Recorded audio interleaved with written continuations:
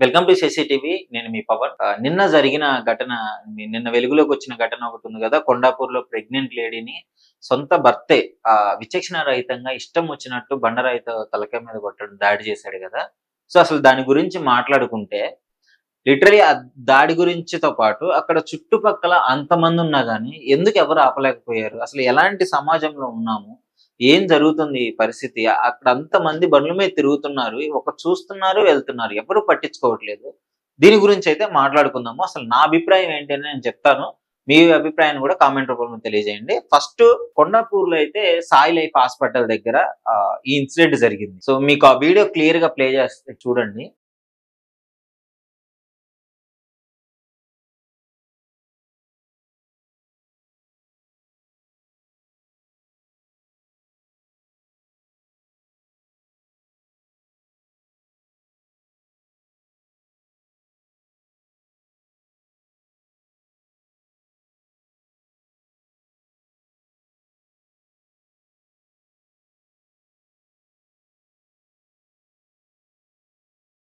Video చూసారు గదా.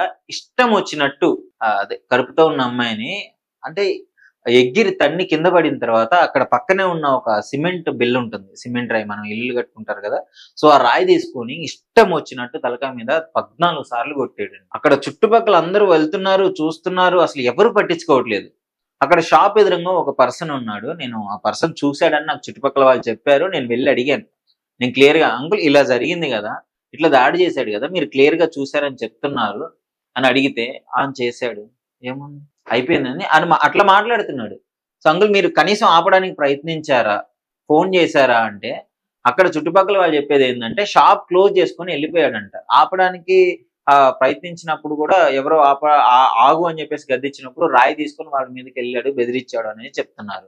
So, అక్కడ ఇక్కడ కొడుతున్నాడు రాయితో. పక్క నుంచి బండెళ్తుంది. చూసుకుంటూ ఎళ్ళిపోతున్నారు. ఎవ్వరు ఆపట్లేదు. అంటే ఇలాంటి సమాజంలో ఉన్నాం. నీకు ఆపనీకి చేతగానప్పుడు అట్‌లీస్ట్ ఆపే వాళ్ళకి పోలీసులకి ఎవరికన్నా దగ్గరలో ఉన్న పోలీసులకన్నా ఫోను చేస్తే వస్తారు గదా.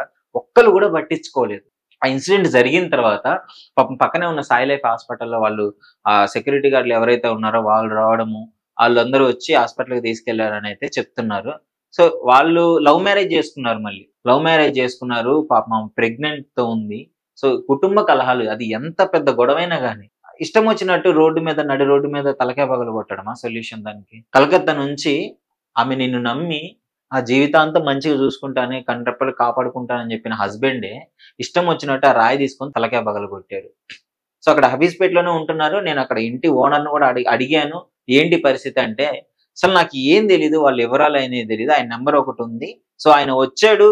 గత 3 నెలలో ఏమో అవుతుందంట. 3 నెలల అరౌండ్ ఒక సబ్జెక్ట్ 2 నెలలు అవుతుందంట. హబీస్‌పేటలోని ఆదిత్య నగర్ ఏదో ఉంటే అక్కడ అపార్ట్‌మెంట్‌లో తీసుకున్నారంట. ఒక 2 మంత్సే అవుతుందంట. వీళ్ళకి గత కొద్ది రోజుల నుంచి ఇష్యూస్ జరుగుతున్నాయంట. వాళ్ళ పేరెంట్లు ఉమ్మడి ఫ్యామిలీగా ఉండొద్దు. మనం విడిగా ఉందాము అని చెప్పేసి డిస్కషన్స్ అవుతున్నాయంట. గొడవైందంట, అయిపోయిందంట. సో, ఆమె పాపం హెల్త్ బాలేదని చెప్పేసి సాయి లైఫ్ హాస్పిటల్‌లో జాయిన్ చేసి 3 డేస్ హాస్పిటల్‌లో ఉండి, మళ్ళీ బయటకొచ్చిన వెంటనే దాదాపు ఒక 10:30 ఆ ప్రాంతంలో డిశ్చార్జ్ చేశారు. బయటికొచ్చిన వెంటనే అక్కడ ఎదురుంగా షాప్‌లోకెళ్ళాడు. సిగరెట్ తీసుకున్నాడు. వాటర్ బాటిల్ తీసుకున్నాడు. మరి వీళ్ళిద్దరి మధ్యల మీరు ఆ వీడియో క్లియర్‌గా చూసుకున్నట్లయితే ఇద్దరి మధ్యలో ఒక డిస్కషన్ అయితే నడుస్తుంటది. ఒక లిటిల్ బిట్ ఆఫ్ ఒక 1 మినిట్, 2 మినిట్స్‌లో ఆ డిస్కషన్ నడుస్తుంది. సో, ఆ వీడియోలో అదే కనపడింది. సో, వెంటనే అతను ఉద్రేకంతో, కోపంతో ఉర్రికొచ్చి ఆ కడుపుతో ఉన్న లేడీని ఎగిరి తన్ని ఇట్లా దాడి చేయడం జరిగింది. సో, వెంటనే పోలీసులైతే 2 డేస్ తర్వాత అదుపులోకి తీసుకున్నారు అని చెప్తున్నారు. సరే ఎంత అదుపులోకి తీసుకున్నా ఇప్పుడు ఆమైతే పాపం హాస్పిటల్‌లో ప్రాణాలతో ఒక యుద్ధం చేస్తుందని చెప్పుకోవచ్చు. అంటే 2 ప్రాణాలు ఒకటే కాదు. ఆమె ఉంది, కడుపులో ఇంకో బేబీ ఉంది. ఆ! ఈ మాత్రం ఇంగితం లేకుండా నీకెంత కోపమొచ్చినా సరే, నువ్విట్లా బిహేవ్ చేయడం కరెక్టా? ఇదొక్కటే గాదు. గతంలో నేను చాలా ఇన్సిడెంట్లు మీకు ఎక్స్‌ప్లెయిన్ చేయడం జరిగింది. కన్న కూతుర్ని మొన్న రీసెంట్‌గా కన్న బిడ్డల్ని అక్రమ సంబంధం పెట్టుకొని ఎవడితోనో కన్న బిడ్డలకి విషం ఇచ్చి చంపింది ఒక తల్లి. కనీసం ఆ కళ్ళలో ఆ బాధ గూడా లేదు. ముగ్గురు బిడ్డలు చచ్చిపోయారన్న బాధ గూడా లేదు.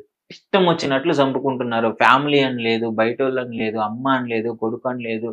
మొన్న రీసెంట్‌గా ఇంకొక ఘటనలో అయితే తండ్రి సర్పంచ్ అధికారం కోసం సర్పంచ్ పదవి కోసం కన్న కూతుర్లే తండ్రిని ఇష్టం వచ్చినట్టు కొట్టి చంపారు. జస్ట్ ఒక సర్పంచ్ పదవి కోసం. ఇలాంటి సమాజంలో ఇట్లా మారుతున్నారు మరి. జనాలు మృగాల్లాగా మారుతున్నారు. మృగాలే కొంచెం నయం. బయట మంచిగా వాటి పని అవి చేసుకుంటాయి. సరే, ఈ ఇన్సిడెంట్ పైన అసలు మీ అభిప్రాయం ఏందో చెప్పండి. డెఫినైట్‌లీ కొండాపూర్‌లో ఇతనికైతే కఠిన శిక్షలు పడాలని చెప్పైతే వాళ్ళ ఫ్యామిలీ వాళ్ళు కోరుకుంటున్నారు. మాకు న్యాయం జరగాలని కోరుకుంటున్నారు. సో ఏదున్నా పాపం ఆమె ఇంకా కోమాలోనే ఉంది. కోమాలోంచి బయటికి రాలేదు. ఎందుకంటే అంత పెద్ద రాయి తీసుకొని ఒకే టార్గెట్ చేసి 14 సార్లు తలకాయ మీద విసిరేయడం జరిగింది. సో ఇంకా గ్రేట్ అని చెప్పుకోవాలి. ఆమె మంచిగా హాస్పిటల్ నుంచి బయటికి రావాలని కోరుకుందాము. సో ఇతను మాత్రం వదలకుండా ఆ సరైన పోలీసు వాళ్ళు దర్యాప్తు చేసి అసలు ఏంటి ఇన్వెస్టిగేషన్ అని చేసి ఇతనికి ఖచ్చితంగా శిక్ష పడాలని చెప్పేసి చాలా మంది వాళ్ళ ఫ్యామిలీ వాళ్ళు కావచ్చు, వాళ్ళ చుట్టుపక్కల వాళ్ళు కూడా అడిగాను. వాళ్ళు కూడా క్లియర్‌గా చెప్పడం జరిగింది. సో అందరూ కోరుకునేది అదే. అతను చేసిన పనికైతే డెఫినైట్‌లీ దానికి శిక్ష పడాలని అయితే కోరుకుంటున్నారు.